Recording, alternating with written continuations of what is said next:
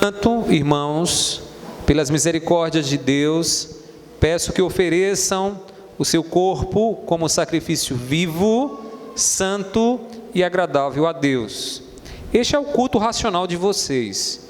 E não vivam conforme os padrões deste mundo, mas deixem que Deus os transforme pela renovação da mente, para que possam experimentar qual é a boa, agradável e perfeita vontade de Deus. Que Deus aplique sua palavra em nossos corações. A igreja pode se assentar nesse momento. Irmãos, o tema para essa mensagem nessa noite é uma pergunta: como nós devemos viver neste mundo? Essa é uma pergunta que todos nós temos uma resposta para ela. No casamento queremos dar uma resposta, no nosso trabalho queremos dar uma resposta como devemos agir. Há algo em comum em todos nós, irmãos, quando tentamos responder essa pergunta. É que nós temos um padrão de felicidade, nós temos um padrão de uma vida melhor. E se você perguntar a alguém como ele deve proceder em determinada área de sua vida, certamente esse alguém vai dizer da melhor forma que ele acha que é o caminho da felicidade. E aí nós podemos ver ao nosso redor uma série de pessoas e de visões e perspectivas sobre o que significa ser feliz de verdade, o que significa viver da melhor forma possível aqui nesse mundo. E eu queria destacar duas perspectivas que são muito comuns de encontrar. A primeira delas é o que eu chamo de uma perspectiva libertária, daqueles que acreditam que ser feliz é fazer tudo o que lhe der na telha, é fazer tudo o que lhe der vontade. E esses acreditam que quanto mais livres estiverem, mais felizes eles vão ser, não tendo hora para chegar, hora para sair, ninguém que possa colocar limites sobre a vida deles. Então eles acreditam que assim sim eles serão felizes. O problema dos libertários, dos que assim pensam, irmãos, é que a felicidade está vinculada a limites na nossa vida.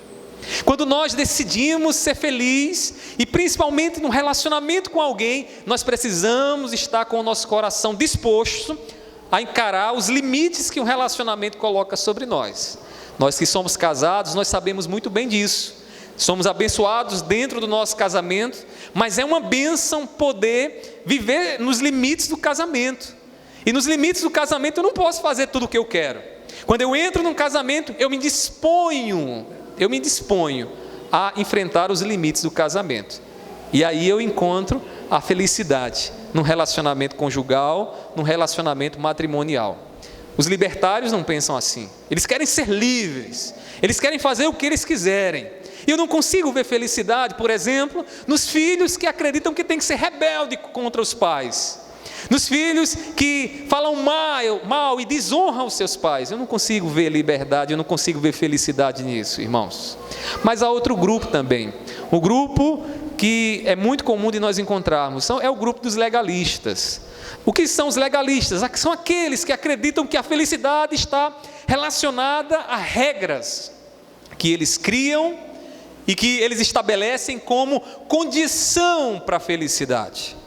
E aí eles acabam colocando sobre si e sobre a vida dos seus semelhantes uma série de regras, quando na verdade eles desconhecem completamente a natureza humana. Sabe por quê? Porque nós somos transgressores por natureza. Nós somos transgressores. Nós gostamos de transgredir, de sair dos trilhos. E a palavra do Senhor diz que o pecado é transgressão da vontade de Deus. A infelicidade do homem está em querer seguir o seu próprio caminho e dizer a Deus: Deus, eu não quero seguir o que tu tens a dizer. Os legalistas acreditam que felicidade está relacionada a obedecer leis. Isso poderia até ser verdade, se a nossa natureza não fosse inclinada para o mal. Isso poderia ser até verdade, se o nosso coração não estivesse inclinado a fazer aquilo que é contrário à lei de Deus e à vontade do Senhor. Mas de fato, irmãos, na vida da gente, no nosso dia a dia, isso não é verdade. E aí, irmãos, a gente precisa entender o que é a felicidade. O que é de fato ser feliz? qual o caminho da felicidade que a Bíblia nos mostra? Como experimentar essa felicidade e o que essa felicidade requer de nós? Eu acho que Paulo aqui, na minha interpretação desse texto, Paulo deixa para nós claro o que é a felicidade. A felicidade é a vontade de Deus, porque a vontade de Deus ela é boa, agradável e perfeita. Se alguém procura viver fora da vontade de Deus, em algum momento, em dado momento na sua vida, a ficha vai cair e ele vai perceber que a vida que ele tem levado não é a vida boa, não é uma vida agradável e nem perfeita, porque ele não está na vontade de Deus. No texto que nós acabamos de ler, o apóstolo Paulo, servo do Senhor, ele nos ensina que o modo de vida que traz felicidade para nós requer que vivamos no mundo com a mente e o corpo transformados pelo Evangelho do nosso Senhor Jesus Cristo. Você que chegou aqui nessa noite, que ainda não conhece a Cristo Jesus, se você de fato quer experimentar a vontade de Deus, está no centro da vontade de Deus, você precisa deixar que Deus, através do Evangelho de Cristo Jesus, transforme a sua mente e o seu coração. E isso engloba toda a natureza do homem, né? Os pensamentos, as vontades que estão na nossa mente e o corpo, a maneira como nós lidamos com o nosso próprio corpo. Então, é isso que Paulo nos mostra aqui, e eu queria que você observasse comigo 3 meios pelos quais Deus ele transforma o nosso corpo e a nossa mente. E esses meios que Deus usa para transformar a nossa mente e o nosso corpo, são os meios que nos conduz à vontade de Deus, que nos conduz à felicidade, a um alvo realmente digno de ser buscado aqui nessa vida. Primeiramente, irmãos, Deus transforma o nosso corpo e nossa mente através do amor constrangedor do Evangelho. Veja o que Paulo diz, observe na sua Bíblia, no versículo 1. Paulo começa dizendo o seguinte: portanto, irmãos, pelas misericórdias de Deus, peço. Dê um pausa aí. Deixa eu explicar para você o contexto dessas palavras. Se você já leu Romanos, ou se você ainda vai ler Romanos, do capítulo 1 ao capítulo 11, o que é que Paulo faz? Ele expõe o Evangelho. Ele expõe a compaixão de Deus e a misericórdia de Deus para com os pecadores. De maneira que Paulo diz que todos nós somos pecadores, porque quando Adão transgrediu a vontade de Deus, comendo o fruto proibido lá no jardim do Éden, todos nós estávamos em Adão, e todos nós caímos juntamente com Adão. Então, na nossa condição de prostrados, na nossa condição de miséria, porque o pecado está no nosso coração e nos afasta de Deus, aí Paulo vai mostrar qual é a misericórdia do Senhor e qual é a compaixão de Deus. E a compaixão de Deus é Deus enviando o seu Filho para morrer em nosso lugar, é Deus se encarnando entre nós, em Cristo Jesus, tomando aquela cruz que era para mim e para você, e morrendo para que os nossos pecados pudessem ser perdoados. É isso que é a misericórdia de Deus. A misericórdia de Deus é Deus com o seu coração inclinado para a minha miséria e para a sua miséria, e estendendo a mão para nos ajudar, para nos erguer e dizer: você não vai continuar prostrado, eu vou lhe ajudar, eu vou lhe colocar debaixo das minhas asas. Você não será servo, você será filho, você estará comigo, ao meu lado, você estará à direita do Pai, nas regiões celestiais, como o apóstolo Paulo fala. E tudo isso é o que, irmãos? Misericórdia de Deus. Agora volte para o versículo 1. Paulo diz, agora no capítulo 12, porque do capítulo 1 ao 11, é Paulo mostrando isso. Do capítulo 12 em diante, o que é que Paulo vai fazer? Paulo vai dizer as implicações práticas dessa misericórdia na nossa vida. E aqui eu faço uma observação. Irmãos, quando o Evangelho é pregado, e quando nós ouvimos o Evangelho de Cristo Jesus, nós precisamos perguntar: o que é que eu devo fazer diante disso que eu ouvi? Você está aqui nessa noite ouvindo o Evangelho, você está ouvindo a exposição da palavra de Deus, e você precisa perguntar aí no seu coração: o que é que eu devo fazer diante disso que eu estou ouvindo? O que é que eu devo fazer, uma vez que eu sei que Jesus morreu por mim, uma vez que eu sei que lá naquela cruz Ele estava derramando o seu sangue para me perdoar dos meus pecados? O que é que eu devo fazer? Essa é a lógica que estava na mente dos apóstolos, na mente dos autores inspirados. A teologia do texto, a mensagem do Evangelho era exposta, mas eu precisava responder com ação, e eu preciso responder com ação. E aí Paulo começa, portanto, por que esse portanto? Porque agora tem que dar alguma resposta. E Paulo começa dizendo, pelas misericórdias de Deus. Paulo usa as misericórdias de Deus para a base de toda a instrução, exortação, admoestação que ele vai dar à igreja. E aí, irmãos, o Evangelho ele nos revela a misericórdia de Deus sobre as nossas fraquezas. O amor constrangedor do Evangelho é nós podemos olhar com os olhos espirituais o que Cristo fez por nós e sermos constrangidos a não continuar na nossa vida de pecado, porque Deus nos amou tanto que não tem como eu continuar na minha vida de pecado sabendo o que Deus fez por mim. Certa vez conversava com alguém que lutava com o seu pecado e a pessoa dizia para mim, pastor, a minha mente tem alguns gatilhos que de repente despertam alguns pecados em mim, que me entristecem, mas eu não sei como lidar com isso.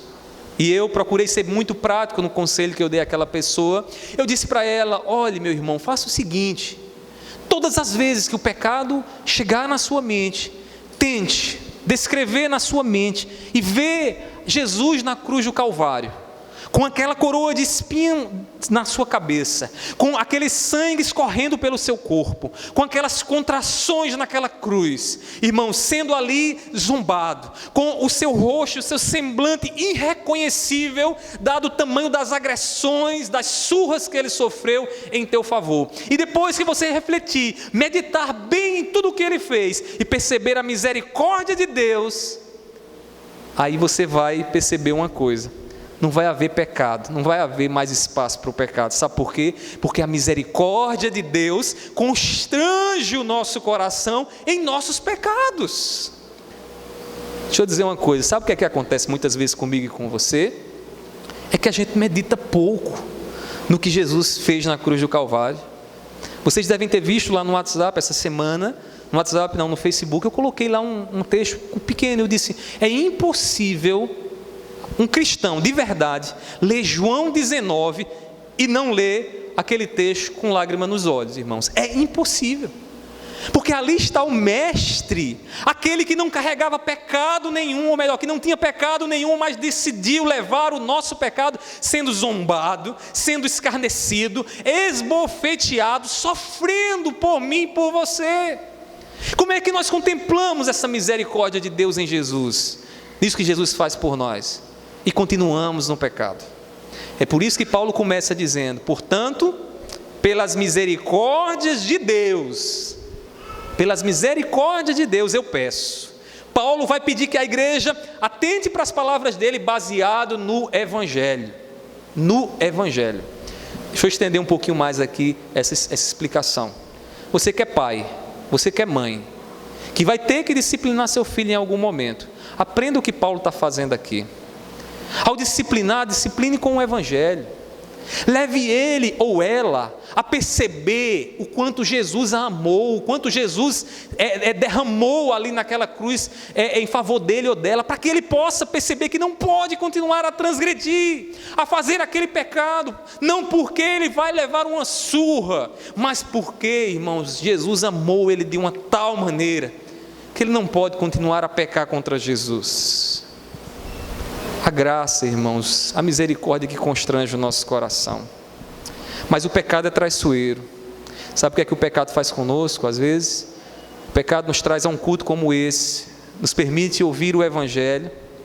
A gente ouve o Evangelho, a misericórdia de Deus, e saímos daqui direto para o pecado.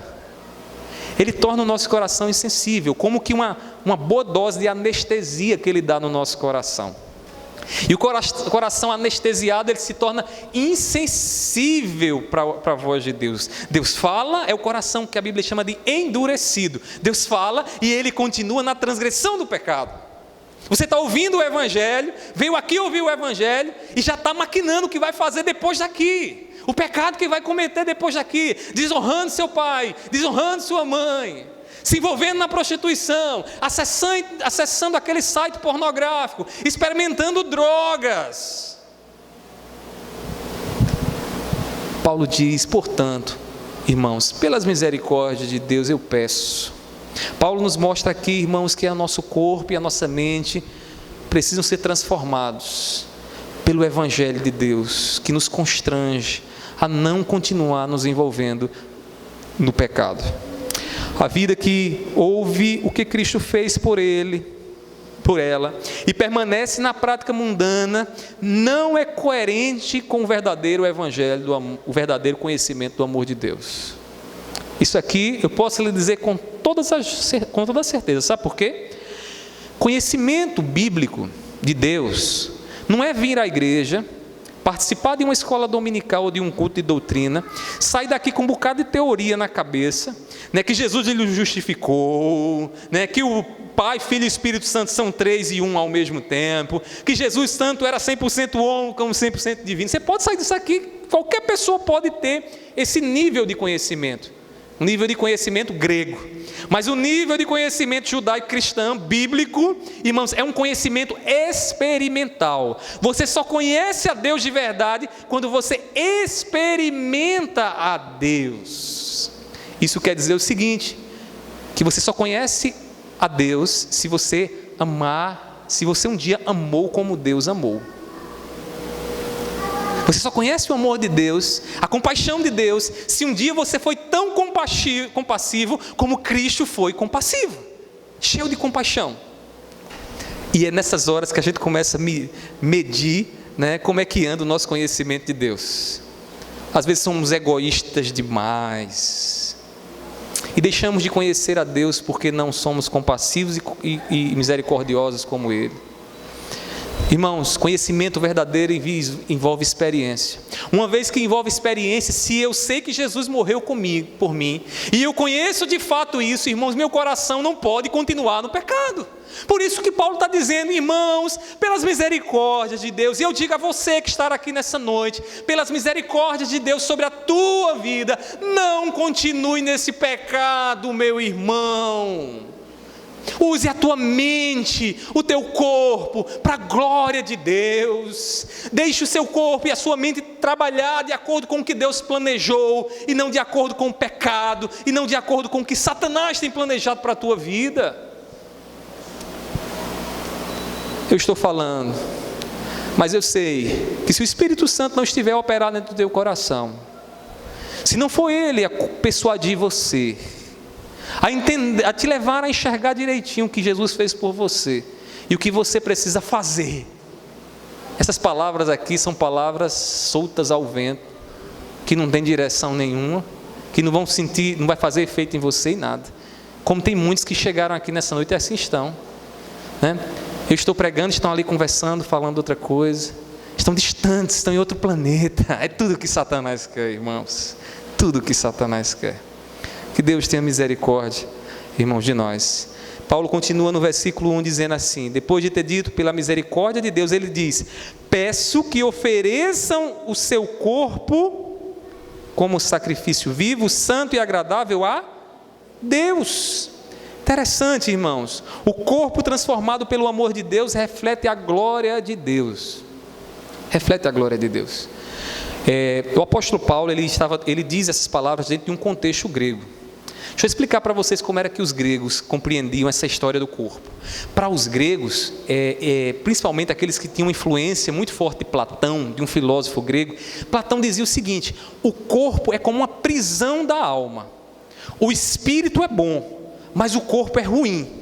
Então, o espírito está dentro de uma prisão. Quando alguém morre, então o espírito e o corpo se separam e o espírito se encontra com Deus, que não é o nosso Deus. Ou seja, ele encontra a sua verdadeira identidade no próprio ser do Deus, né, que não é o Deus pessoal que nós falamos aqui.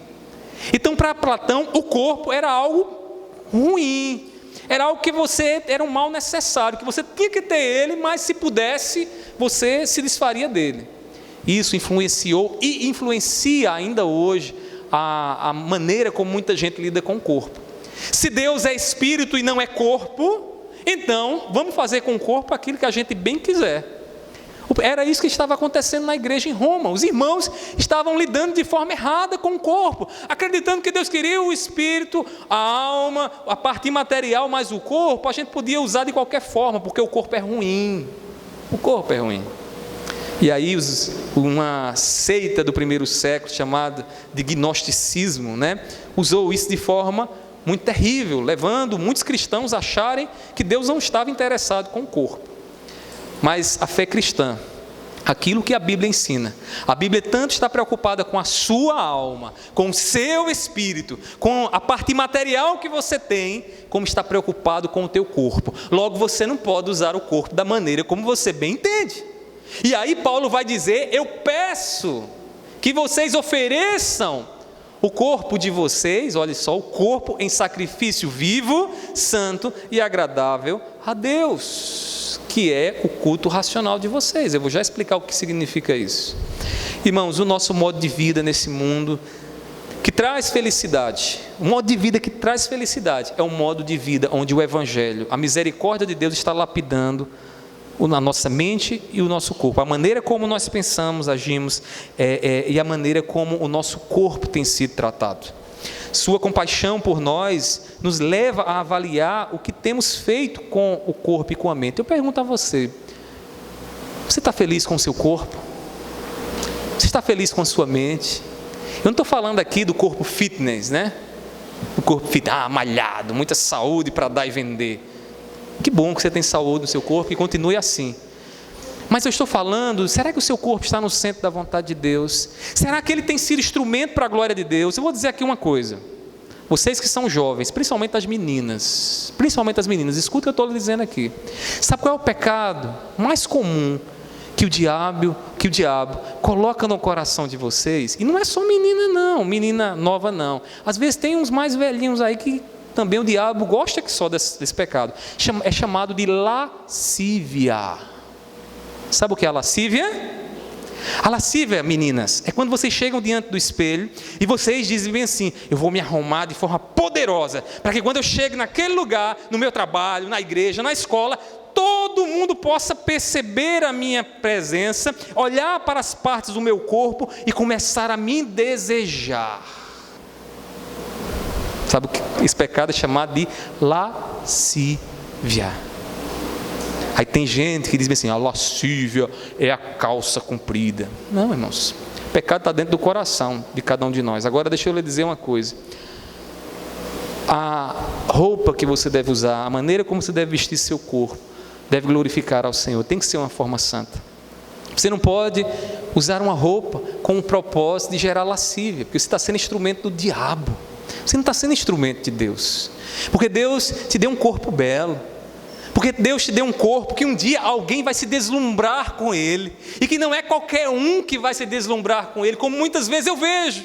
Às vezes, irmãos, eu vejo crente por aí usando roupas, não me entendam aqui como legalista, não estou falando nada disso, mas tem roupas, irmãos, que eu diria que nem um incrédulo quer usar, para despertar sensualidade onde passa, e as pessoas ficam olhando assim, ó.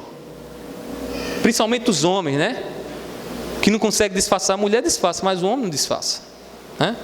O homem tem um olhar direcional. A mulher passou, ele olhou, ele faz assim, ó. A mulher tem um olhar de raio-x. Ela olha, já viu tudo. Às vezes o pecado de lascívia, tem mulher se apropriando disso, que até bota uma saia, né? Mas uma saia tão apertada que os irmãos ficam tudo doidos do juízo. Ai, meu Deus do céu. Meu irmão, use o teu corpo como sacrifício vivo. E eu vou ser bem prático aqui, como pastor dessa igreja. Se a sua dificuldade é comprar uma roupa composta, essa igreja vai disponibilizar para você condições de você comprar uma roupa de crente. Pode me procurar. Terminar o culto aqui, procura a mim, procura o tesoureiro, Diácono Marconi. Procure ele, Diácono, estou precisando de um dinheiro para comprar uma roupa de crente. E ele vai lhe dar dinheiro para você comprar uma roupa de crente. Não tem constrangimento não, irmãos. O que você não pode é continuar usando o teu corpo para o pecado. O que não pode é você sair daqui e ouvir das misericórdias de Deus e apresentar o teu corpo como algo pecaminoso no mundo, irmãos. E eu estou lhe dizendo isso para a sua felicidade, Porque o corpo que é oferecido em sacrifício vivo, santo e agradável a Deus é o corpo que está no centro da vontade de Deus, que é boa, agradável e perfeita. Essa vontade é a nossa felicidade, irmãos. É a nossa felicidade. Amém? Amém. Vocês estão tudo aí se entronchando no banco, né? Pastor. Irmãos, que outro meio Deus usa para transformar o nosso corpo e a nossa mente nesse mundo? Aí Paulo vai nos mostrar na continuação do versículo que Deus ele transforma o nosso corpo e a nossa mente pela santa adoração. Santa adoração. Uma adoração, irmãos, que produz, que gera em nós santidade. Não uma adoração onde eu canto, onde eu digo, onde eu oro, onde eu prego sem refletir na glória de Deus. Deus, assim como o marceneiro, ele tem lá o martelo, o serrote, né? A chave de fenda, para ali preparar o seu móvel, lapidar, lixar o seu móvel. Deus também tem as ferramentas dele, para que a nossa mente e o nosso corpo seja transformado, seja lapidado por ele. E um dos meios que Deus usa é a santa adoração, uma adoração que me transforma. E eu queria que você percebesse comigo aqui em que consiste essa santa adoração que transforma a nossa vida. A adoração, irmãos, ela envolve uma vida que louva a Deus continuamente. Paulo vai nos dizer isso quando ele diz no versículo 1 o seguinte: peço, né, que ofereçam o seu corpo como sacrifício vivo. O que é um sacrifício vivo? Vamos voltar lá para o passado, depois a gente vem para aqui para os nossos dias. Quando Paulo falava aqui sobre sacrifício vivo, os judeus ali da igreja de Roma compreendiam essa expressão sacrifício como um ato de louvor a Deus. Assim como um ato de libação, uma oferta de libação. Então, quando alguém oferece um sacrifício a Deus, alguém está louvando a Deus através daquele gesto. O sacrifício mais comum que a gente vê era o sacrifício onde um cordeirinho, onde o animal era morto, seu sangue era derramado e ali a ira de Deus era aplacada. Era o sacrifício mais comum, que envolvia morte. Só que um detalhe, Paulo diz aqui que esse sacrifício é sacrifício vivo. E esse vivo aqui é um sacrifício onde eu estou com vida, onde eu permaneço vivendo. Então, o que Paulo quer dizer aqui, em outras palavras, irmãos, é que esse louvor a Deus é um ato de vida constante em que eu devo viver para o Senhor. Ou seja, naquilo que eu faço, naquilo que eu digo, naquilo que eu penso, Deus é louvado e não a minha vontade. Se você lembrar, alguns chegaram perto de Jesus e diziam: mestre, o que é que eu faço para te seguir? Eu quero ser um discípulo teu, eu quero andar nas tuas pisaduras. Jesus olha para eles e diz o seguinte: aquele que quiser vir após mim, negue-se a si mesmo, tome o quê? A sua cruz e siga-me. Jesus diz: negue a sua vontade, se esvazie dos teus desejos e agora tome a tua cruz. Detalhe, ele compara o ato de esvaziar das minhas vontades a um ato de morrer na cruz. E aí acontece o sacrifício. Quando é que acontece o sacrifício? Quando a minha vontade não está reinando, mas a vontade de Deus está reinando sobre mim. Irmão, sacrifício vivo é o mesmo que viver para o louvor de Deus, para a glória do Senhor. A adoração que Deus quer de nós deve produzir santidade. Quando ele diz sacrifício vivo, aí ele continua dizendo que é um sacrifício santo e agradável a Deus. Olha só, além de ser vivo, é um sacrifício santo, separado para Deus, e que Deus olha para ele e se agrada dele. Deixa eu fazer aqui uma observação. Às vezes acontece muito com a gente. Vocês hoje teve um momento de louvor aqui muito maravilhoso, né? Às vezes parece que todo mundo canta, isso, né, envolve o nosso coração, isso nos emociona, né? Isso nos leva a um momento de contemplação muito maravilhoso. E eu sei que alguns de vocês chegaram aqui, viram louvor, perceberam até algo diferente, mas não conseguiram adorar a Deus, e não conseguiram adorar a Deus, e a adoração sequer levou você a pensar um pouco mais sobre a sua vida. Sabe por quê? Porque a gente acha que o culto muitas vezes é um ato passivo, onde eu vou e aí tem umas pessoas cantando, tem um pastor lá, meu maluco, está falando lá um bocado de coisa, tem uma pessoa que ora, outro que fica dirigindo, e aí eu vou ver, será que vai ser legal o culto hoje? E a gente se põe numa atitude passiva, de ir para o culto para receber, como se o culto fosse uma apresentação teatral que desperta em mim alguma coisa maravilhosa e eu estou ali pronto a receber alguma coisa. O culto não é isso, viu? Se você veio para o culto aqui pensando dessa forma, reveja seus conceitos. Culto é ativo, irmãos. Culto, você entra aqui, só você pode prestar o culto. Você pode entrar aqui e sair da mesma forma.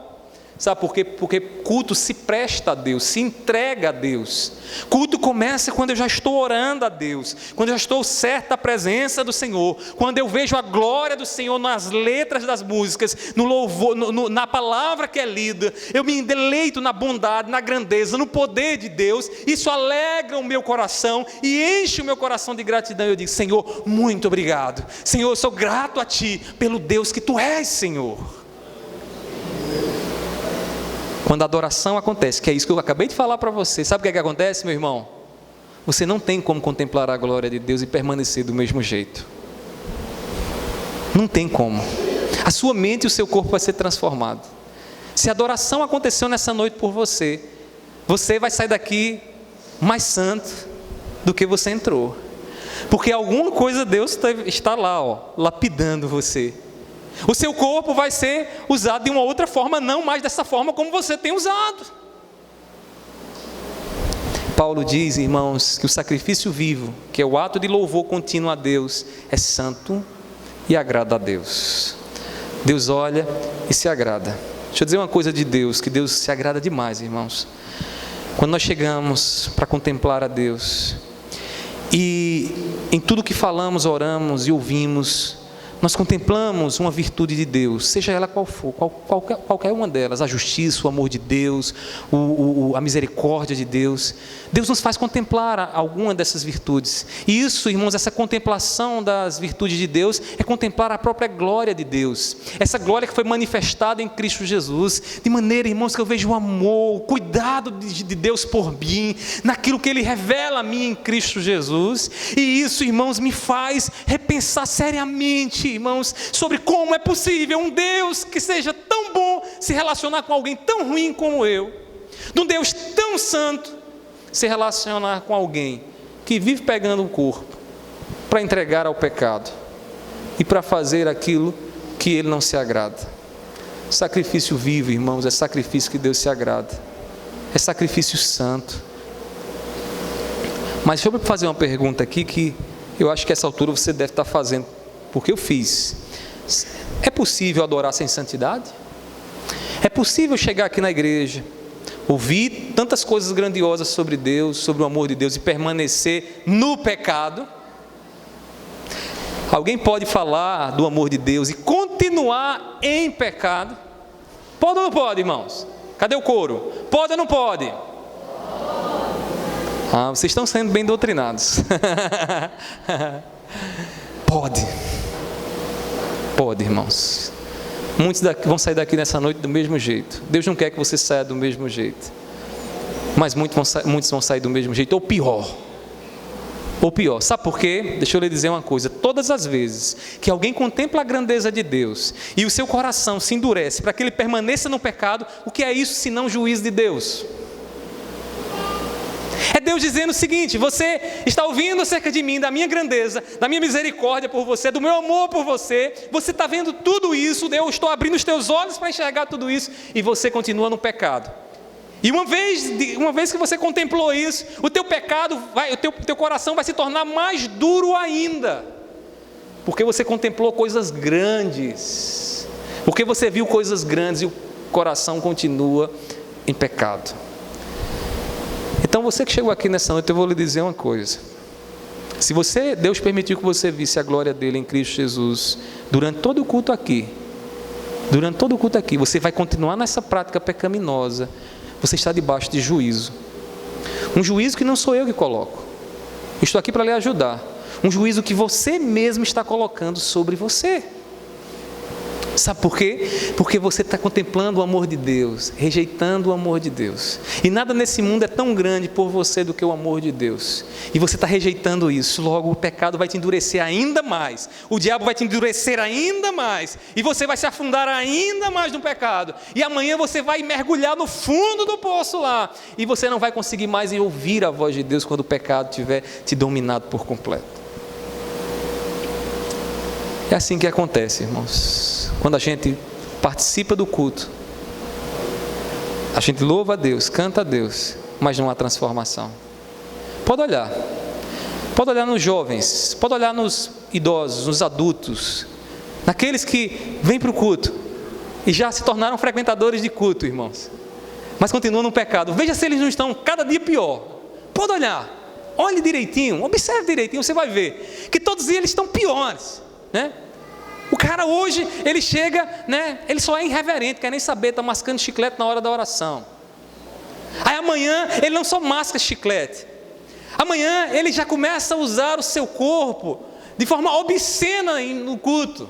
Amanhã, ele já começa a expressar com o seu corpo aquilo que é mundano, aquilo que é terrível, aquilo que não condiz com a vontade do Senhor. E ele não está nem aí. Agora, esses, observe, eles são frequentadores de culto. Eles estão ouvindo da santidade de Deus. Eles estão vendo a misericórdia do Senhor, mas permanecem da mesma forma. Você que está aqui nessa noite, que Deus tenha misericórdia de você como teve de mim. E tem tido, irmãos. Porque não pense que eu sou diferente de você, não. Eu sou pecador também. Não pense que é só você que tem essa inclinação para transgredir a vontade de Deus, para viver empedernido, endurecido no pecado. Não, eu também. Mas Deus está a me sustentar pela graça dEle. Deus está a colocar limites, freios no meu coração e nos meus desejos. Porque quem habita em mim é o Espírito Santo de Deus. Porque eu tenho que pedir ao Senhor todos os dias: Senhor, tens misericórdia de mim. Porque os meus pensamentos são perversos, porque a minha língua é perversa, porque os meus planos são perversos. E Deus, com a sua graça, irmãos, me sustenta. A adoração, ela deve trazer, irmão, santificação. E adoração, não pense você que é só o que os meninos fazem aqui na hora do louvor, não, viu? Não pense nisso, não. Adoração é quando as pessoas estão cantando. Não sei quem foi que colocou isso, que adoração só é louvor. Não é. Adoração, todo culto é um ato de adoração a Deus. Da oração inicial à oração final, Deus está sendo adorado.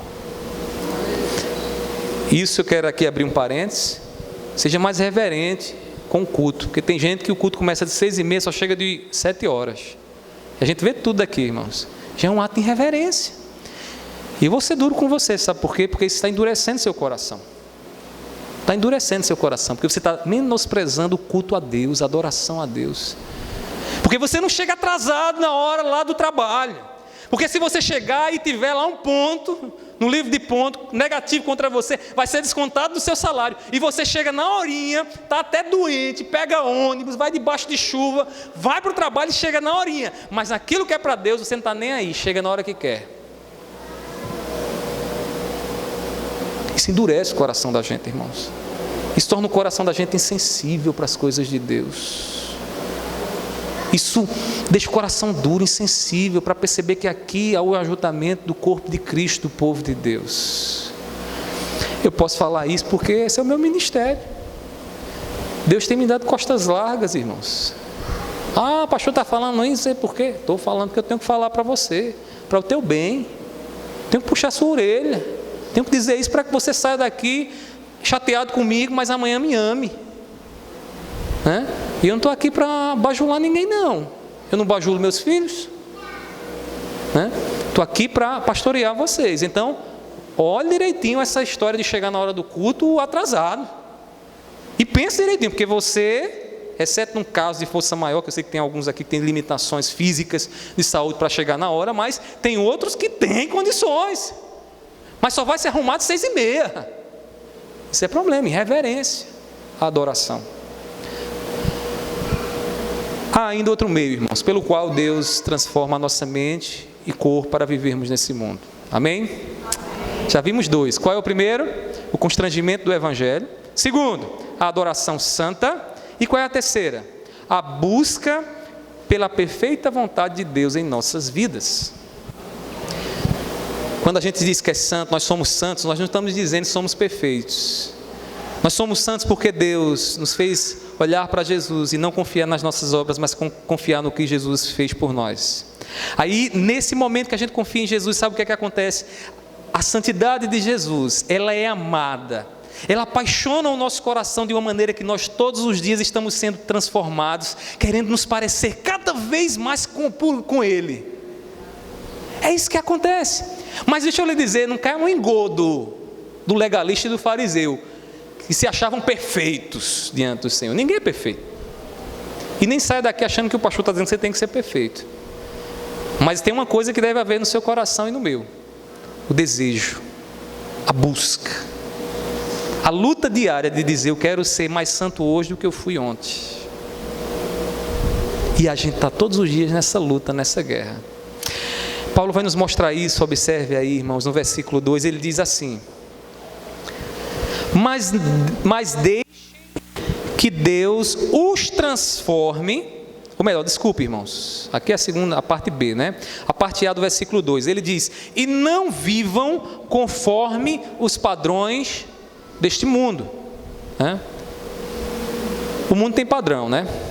Eu acho que eu estou experimentando na lata o que é esse negócio de padrão. Esses dias minha esposa recebeu um WhatsApp de alguém dizendo bem assim para ela: tu vai ter 3 filhos, Mirelle, como tu é corajosa. E eu, conversando com ela, eu disse: o povo diz, tu é corajosa, tu é corajosa. Por que é corajosa? Pare e pense. Porque o mundo tem um padrão. O mundo quer inculcar em você que a família feliz é a família que tem 2 filhos. Você não tem que ter mais de 2 filhos não, porque se tiver mais de 2 filhos você vai sofrer. Você vai deixar de viver menos. Você vai deixar de curtir menos a vida.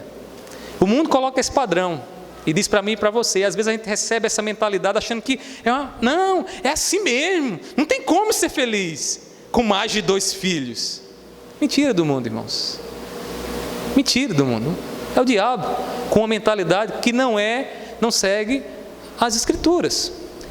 Paulo diz à igreja o seguinte: irmãos, o culto racional de vocês, que é oferecido, essa adoração onde vocês são santificados quando adoram ao Senhor, vai levar vocês agora a viverem não nos padrões do mundo.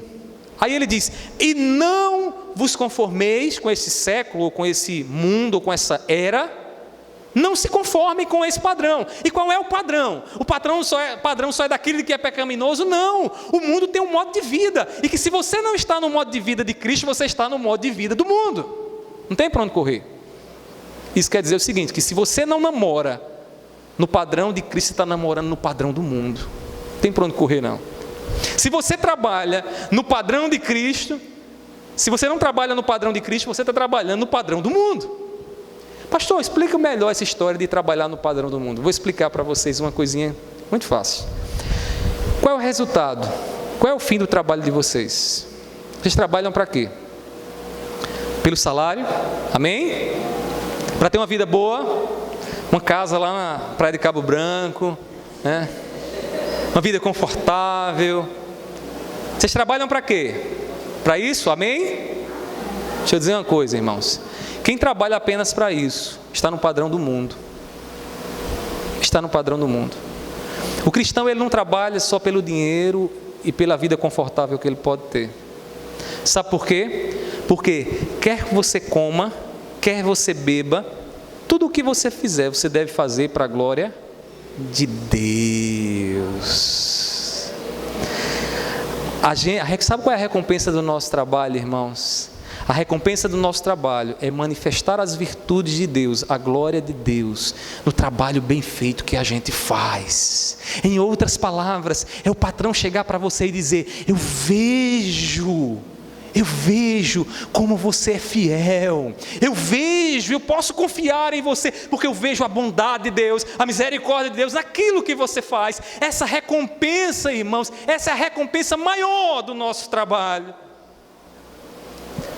Porque quem vive, trabalha só para receber dinheiro, só para ter uma vida confortável, está servindo a mamon. Está servindo a mamon.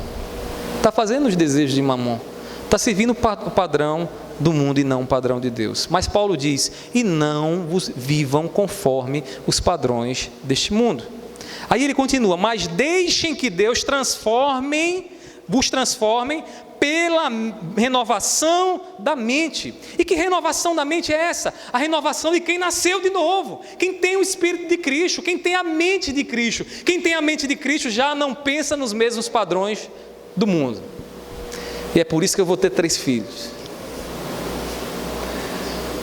Pastor, poderia ter mais? Não, só queria 3. Mas se tivesse mais, não tinha problema não, seria uma bênção. Agora esse padrão aí fora, e eu vou lhe dizer uma coisa, né? Há teorias por aí que dizem, né, que há religiões vindas do Oriente que têm uma perspectiva sobre essa questão de fecundidade muito diferente dos cristãos. E há quem diga até que é essa mentalidade que vai revolucionar a sociedade religiosamente. Sabe por quê? Porque os muçulmanos, eles são patrocinados pelo Estado Islâmico, né? Não o Estado Islâmico lá, mas o governo islâmico, para que eles possam ter mais filhos. E você vê uma família de muçulmanos, são uma família de muitos filhos. Sabe por quê? Porque quanto mais filhos, mais eles terão pessoas a dominarem lugares no Estado. Mais posições de destaque eles terão nas sociedades e nos lugares onde eles entrarem. E aí os cristãos, obedecendo um padrão mundano e não bíblico, dizem: nós só teremos 2 filhos. E aí eles estão a apoiar, né? Aí programas para que você possa gerar menos filhos, para que você se convença que é bom só ter 2. Fique certo disso, saia daqui certo disso. É isso que eles querem. Pastor, e quem é que vai sustentar meus filhos? Você não crê em Deus não, é? Você não crê em Deus não, é? Tem irmãos aqui que teve um bocado de filhos. Não vi nenhum passando fome, né, a irmã da Luz? Nenhum, 5, né? Bênção de Deus. Irmãozinho Sebastião, 8. Isso aí é valente, né? Irmãos, não vos conformeis com esse mundo, mas transformados pela renovação da vossa mente. Vocês têm a mente de Cristo. Cristo deu a mente dele a vocês. A vontade de Deus, ela é encontrada quando a mente do Espírito nos transforma. Irmãos, é por meio dela que nós somos transformados, não pelos padrões do mundo. A mente de Cristo em nós nos conforma à vontade de Deus. Por isso que Paulo termina dizendo assim, veja aí no versículo 2: para que possa experimentar qual é a boa, agradável e perfeita vontade de Deus.